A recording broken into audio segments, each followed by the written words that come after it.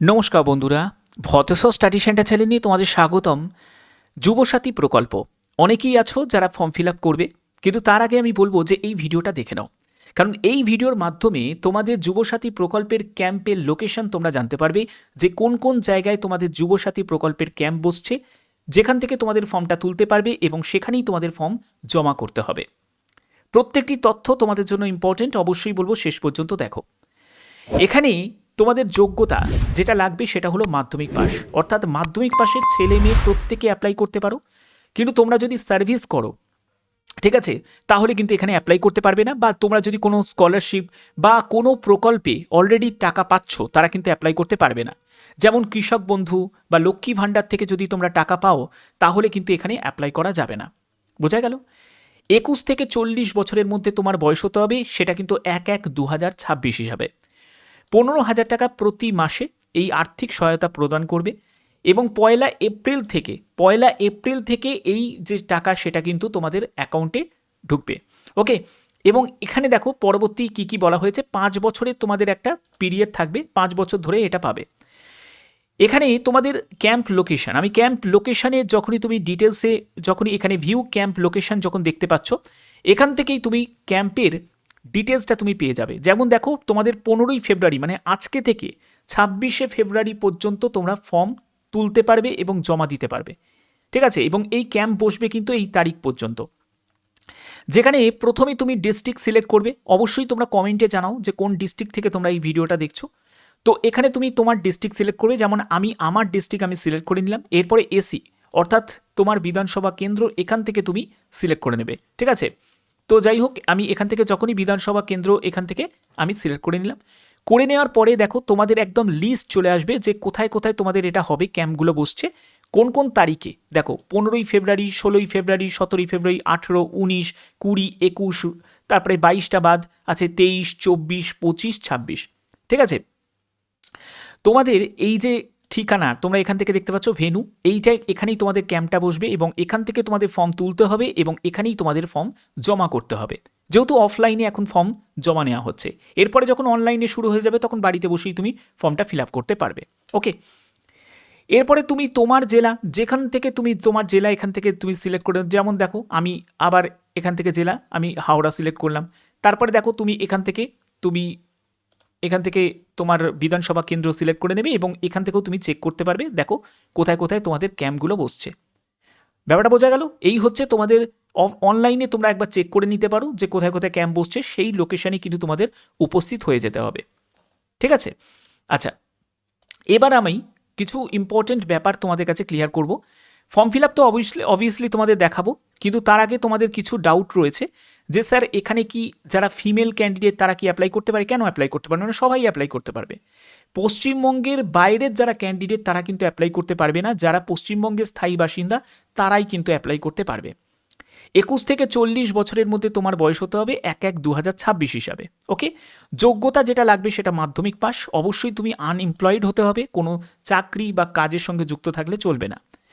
Bank অ্যাকাউন্টের সঙ্গে আধার কার্ডের লিঙ্ক করা থাকতে হবে। ঠিক আছে, রেজিস্টার্ড মোবাইল নাম্বার থাকতে হবে। রেগুলার যারা স্টুডেন্ট, দেখো students enrol full time regular course যারা করছো generally not eligible. Government employee যদি হয়ে থাকো, সেটা পার্ট টাইম হোক বা কন্ট্রাকচুয়াল বা পার্মানেন্ট হোক, তোমরা কিন্তু অ্যাপ্লাই করতে পারবে না। আদার বেনিফিশিয়ারি হিসাবে যারা কৃষক বন্ধুর টাকা পাচ্ছ, বা তোমরা ধরো Yuvashree, old age widow pension, Lakshmi Bhandar যারা টাকা পাচ্ছ, তারা কিন্তু এখানে অ্যাপ্লাই করতে পারবে না। ধরা পড়লে কিন্তু মুশকিল হয়ে যাবে। ওকে, আচ্ছা, কী কী ডকুমেন্টস প্রয়োজন আছে?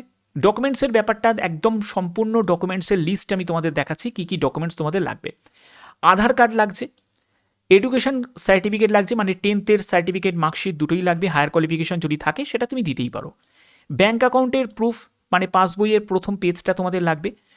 তারপরে হচ্ছে যদি তোমার ব্যাঙ্ক রেজিস্ট্রেশন করা থাকে এমপ্লয়মেন্ট ব্যাঙ্কে, সেই নাম্বারটা তোমাদের এখানে লাগবে। ঠিক আছে, এরপরে হচ্ছে যে পাসপোর্ট সাইজের ছবি লাগবে, কাস্ট সার্টিফিকেট লাগবে এবং তোমার রেসিডেন্সিয়াল প্রুফ হিসাবে ভোটার কার্ড বা রেশন কার্ড বা সার্টিফিকেট অফ লোকাল অথরিটি, যে কোনো একটি। ওকে, এগুলো কিন্তু তোমাদের প্রয়োজন আছে। তো এই হচ্ছে তোমাদের সম্পূর্ণ ব্যাপার, যেগুলো এই ভিডিওতে ক্লিয়ার করলাম। এবার তোমাদের অনলাইন আবেদনও কিন্তু খুব শীঘ্রই কিন্তু শুরু হয়ে যাবে। এখানে তোমাদের অফলাইন শেষ হওয়ার পরই তোমাদের অনলাইন ফর্ম ফিল আপও শুরু হয়ে যাবে, ঠিক আছে? এই প্রসেস কিন্তু তোমাদের চলবে এবং 1 এপ্রিল থেকে কিন্তু তোমাদের এই অ্যাকাউন্টে যেটা সেটা কিন্তু তোমাদের এই যে 1500 টাকা করে সেটা কিন্তু তোমরা পাবে। এবং এখানে পরবর্তী দেখো তোমাদের অনলাইন অ্যাপ্লিকেশানে যে আপকামিং যে তোমাদের আবেদন শুরু হবে সেখানে রেজিস্ট্রেশন থেকে শুরু করে ফুল পার্সোনাল ডিটেলস এবং আপলোড ডকুমেন্টস, যে কী কী ডকুমেন্টস তোমাকে আপলোড করতে হবে সেগুলোও কিন্তু এখানে বলা হয়েছে। অর্থাৎ এই প্রসেসটা আরও সিম্পল হবে, তোমাকে কোথাও যেতে হবে না, তুমি ঘরে বসেই ফর্মটা ফিল আপ করতে পারবে। আমি তোমাদের একটাই সাজেস্ট করব, যারা অফলাইনে আবেদন করতে চাইছো তারা করে দাও, আর যারা ওয়েট করবে যে অনলাইনে স্যার ফর্ম ফিল আপ যখন শুরু হবে তখনই করব, তখনও তোমরা করতে পারো। দেখো এখানে আপকামিং দেওয়া আছে, অর্থাৎ খুব তাড়াতাড়ি কিন্তু এটা শুরু হবে, মানে নেক্সট প্রসেস কিন্তু তোমাদের অনলাইনে শুরু হয়ে যাবে। ওকে, তো ডকুমেন্টসের ব্যাপারে বুঝিয়ে দিলাম, সব কিছু ডিটেলসে বুঝিয়ে দিলাম। এবার হচ্ছে তোমাদের কীভাবে ফর্মটা ফিল আপ করবে। আমি ফর্ম ফিল আপটা একবার দেখিয়ে দিচ্ছি। দেখো ফর্ম ফিল আপ করার জন্য বলে রাখি যে এই হচ্ছে তোমাদের ফর্ম, যে ফর্মটা তুমি ক্যাম্প থেকেও পেয়ে যাবে।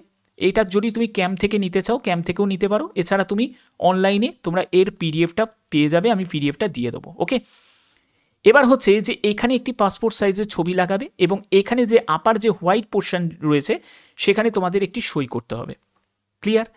এবার হচ্ছে দুয়ারে সরকার রেজিস্ট্রেশন নাম্বারটা এখানে বসাবে, তারপরে হচ্ছে আধার নাম্বার বসাবে, তোমার মাধ্যমিকে তোমার নাম যা আছে সেই নামটাই কিন্তু এখানে তোমাকে লিখতে হবে। মোবাইল নাম্বার যেটা ব্যাংকের সঙ্গে লিঙ্ক করা আছে সেই মোবাইল নাম্বারটা দেবে, অন্য মোবাইল নাম্বার দিলে হবে না, ইমেল আইডি দিতে হবে। এরপরে তোমার জেন্ডার হিসাবে তুমি মেল না ফিমেল সেটাতে গিয়ে জাস্ট টিক দিয়ে দেবে। এরপরে তোমার ডেট অফ বার্থ, এখানে তারিখ মাস বছর এটা কিন্তু এখানে দিতে হবে। 1/4/2026 হিসাবে এখানে তোমার বয়স কত হচ্ছে সেটা কিন্তু এখানে বসাতে হবে, ঠিক আছে? এই সংখ্যাটা এখানে কিন্তু বসিয়ে দিতে হবে, বছরটা বসাতে হবে। এরপরে হচ্ছে ফাদার নেম দেবে, মাদার নেম দেবে, তোমার তুমি যদি বিবাহিত হয়ে থাকো তোমার স্ত্রীর নাম দেবে, আর যদি তুমি বিবাহিত কোনো মহিলা হয়ে থাকো তাহলে তোমার স্বামীর নাম দেবে। ওকে, এখানে দিতে হবে। এরপরে তোমার ক্যাটাগরি হিসাবে তুমি যে যদি ইফ নট জেনারেল, তুমি যদি জেনারেল না হয়ে থাকো, এসসি এসটি বা ওবিসি হয়ে থাকো তাহলে সেটা তোমাকে মেনশন করতে হবে, সেখানে গিয়ে টিকটা দিতে হবে, ঠিক আছে?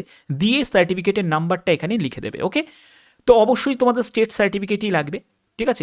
এই ব্যাপারে কোনো অসুবিধা হবে না। ম্যারিটাল স্ট্যাটাস হিসাবে তুমি যদি আনম্যারিড হয়ে থাকো তাহলে আনম্যারিডে টিক দেবে, যদি উইডো হয়ে থাকো তাহলে সেটাতে টিক দেবে, তুমি যদি ম্যারিড হয়ে থাকো ম্যারিডে গিয়ে টিক দেবে, যদি বিচ্ছিন্ন হয়ে থাকো, ঠিক আছে, সেপারেটেড থাকো তাহলে তুমি এখানে গিয়ে টিক দেবে। ওকে, আচ্ছা, এরপরে হচ্ছে যে তোমাদের এখানে কন্ট্যাক্ট ডিটেলস, যেখানে তোমার হাউস বা প্রেমিসেস নাম্বার, তারপরে হচ্ছে ভিলেজ টাউন বা সিটি, তোমার পোস্ট অফিস, এখানে তোমাদের ওয়ার্ড নাম্বার, গ্রাম পঞ্চায়েতের নাম্বার, ব্লক বা মিউনিসিপ্যালিটি বা কর্পোরেশনের নাম্বার, ঠিক আছে, ডিটেলসটা এখানে দেবে, নামটা দেবে, পুলিশ স্টেশন নাম, ডিস্ট্রিক্টের নাম দেবে, পিনকোড দেবে এবং তোমার স্টেটটা এখানে মেনশন করাই আছে। এগুলো করার পরে দেখো স্ক্রল করে নিচের দিকে নামবে এবং তোমার মাধ্যমিকের ডিটেলসটা দিতে হবে, মাধ্যমিকের রোল নাম্বার এবং কোন ইয়ারে তুমি মাধ্যমিক পাস করেছো, কোন বোর্ড থেকে পাস করেছো সেই বোর্ডটা কিন্তু এখান থেকে সিলেক্ট করতে হবে, যে বোর্ডটায় পাস করেছো সেই বোর্ডে গিয়ে টিকটা দিয়ে দেবে। ওকে, হয়ে গেল।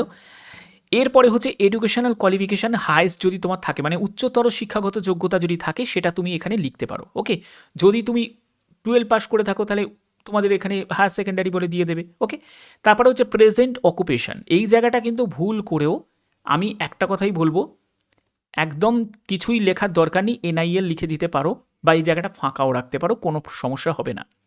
এরপরে হচ্ছে ব্যাংক নেম, ব্যাংকের ব্রাঞ্চ নেম, ব্যাংকের অ্যাকাউন্ট নাম্বার এবং IFSC কোড, এটাকে কিন্তু এখানে লিখতে হবে।